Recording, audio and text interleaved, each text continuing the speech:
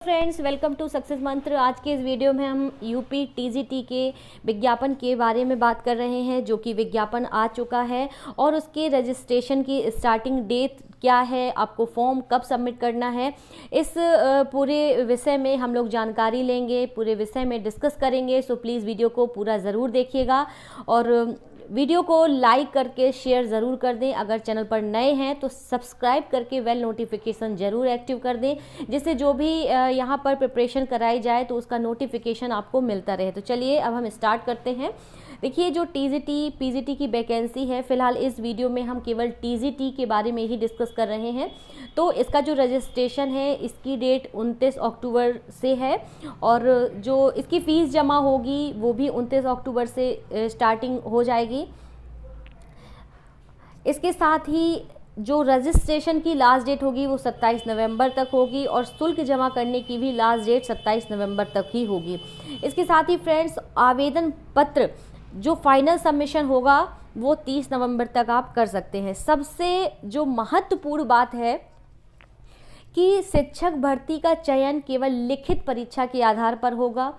ये बहुत अच्छी बात है और मतलब कि आपका अब इंटरव्यू नहीं होगा। इसके साथ ही फ्रेंड्स, जो टीजीटी की प्रिपरेशन कर रहे हैं उनके लिए जो पदों की संख्या है वो 12,913 पद हैं, जिन पर विषयवार रिजर्व कैटेगरी, अनरिजर्व कैटेगरी पर वैकेंसी है और बालक वर्ग बालिका वर्ग दोनों के लिए है। ओके, और सबसे अच्छी बात इसमें यही है कि अब इंटरव्यू नहीं होगा, लिखित परीक्षा के आधार पर चयन होगा और आप ये फॉर्म फिल करने के लिए आप जो कि ऑफिशियल वेबसाइट है www.upsessb.org, यहाँ पर आप जब इस वेबसाइट को ओपन करेंगे तो आपका फॉर्म स्वीकार होगा, आपका रजिस्ट्रेशन एक्सेप्ट होगा जब आप प्रोसेस करेंगे।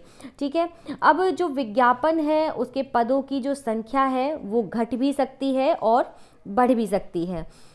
इसके साथ ही प्राशिक्षिक स्नातक शिक्षक संवर्ग के प्रत्येक विषय के सापेक्ष में एक ही आवेदन स्वीकार किया जाएगा।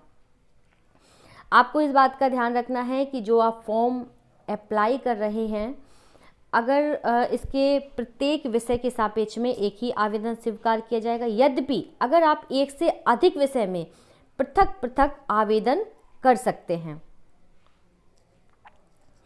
इसके साथ ही अगर आप भाषा है तो हिंदी भाषा है तो हिंदी में पेपर आएगा, उर्दू है तो उर्दू में पेपर आएगा, इंग्लिश है तो इंग्लिश में पेपर आएगा। अब हम सबसे पहले ये देखेंगे, ये बात करेंगे कि आपको देखिए, ऑनलाइन आवेदन में किसी प्रकार की कठिनाई के समाधान हेतु कार्य दिवस में प्रातः 10 बजे से 5:30 बजे तक चयन बोर्ड की हेल्पलाइन नंबर पर आप संपर्क कर सकते हैं।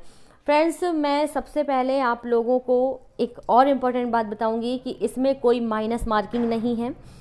दूसरी चीज़ ये है कि आप जब आवेदन करें, जब आप रजिस्ट्रेशन करें तो बहुत ही केयरफुली करें, उसमें किसी भी प्रकार का कोई भी मिस्टेक बिल्कुल भी ना करें।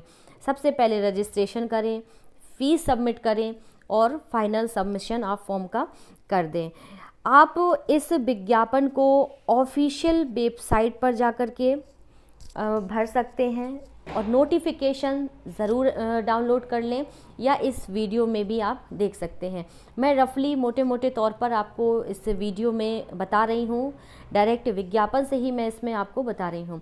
देखिए, जो फीस है तो अनरिजर्व कैटेगरी के लिए 700 रुपये शुल्क है, जो EWS हैं उनका 400 रुपये है, OBC के लिए 700 है और बाकी SC ST, स्वतंत्रता संग्राम सेनानी, भूतपूर्व सैनिक, महिला, इन सभी के लिए 400 और अनुसूचित जनजाति 200, सबकी अलग अलग है। आप स्क्रीनशॉट ले सकते हैं या फिर आप जो नोटिफिकेशन है उसको भी डाउनलोड कर सकते हैं। ठीक है, अब अगला जो है उसमें हम लोग चलेंगे तृतीय चरण में। फ़ोटो कितने साइज का रखना है, सारी चीज़ें आपके नोटिफिकेशन में जो विज्ञापन है उसमें दी हुई हैं और आयु सीमा 21 वर्ष से कम नहीं होनी चाहिए। जो प्रशिक्षित स्नातक शिक्षक संवर्ग है तो ग्रेड पे 7 जो है वो इसका 44,900 से आप इसको देख सकते हैं पूरा।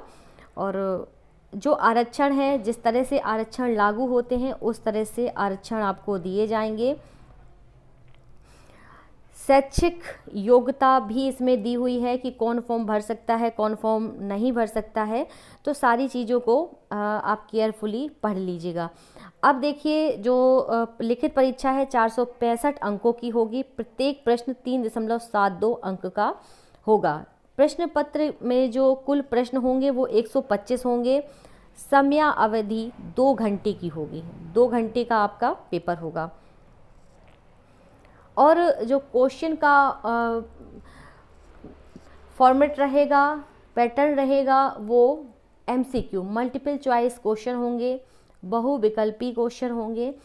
इस बात का भी आपको ध्यान रखना है। पहले भी बहुत लोग पेपर दे चुके हैं तो उन्हें पता ही होगा कि कैसे पेपर आता है, किस प्रकार से आपको पूरी जो प्रोसीजर होता है वो होता है उसका।